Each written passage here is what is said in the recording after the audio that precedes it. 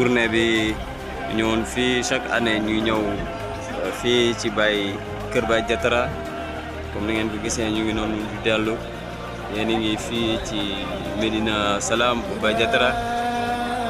sëriñ bi mooy dellu Kaolack noonu ñu ngi koy ñaanal yal na yàlla tegeen ci yoonu jàmm ak salaam ni ngeen ko gisee sëriñ bi nag mu ngi ci ginnaaw noonu moom moo ci wetu bâtiment bi noonu oto bi nekk si ginnaaw ngeen gis noonu Cheikh Bouba mooy dem nii ak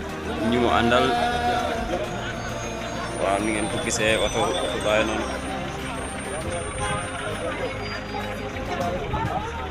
waaw Babacar mooy président Shababul Fayda waaw sëriñ bi